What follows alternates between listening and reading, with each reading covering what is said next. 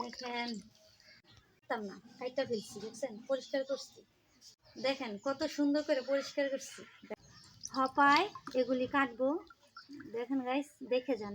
আপনাদের দাওয়াত রইল, আসবেন খেতে। হ্যাঁ, এই যে ভাই খাজানা, এগুলিকে বলে খাজানা, এই যে মুরগির খাজানা। দেখেন গাইস কত ডিম হয়েছে।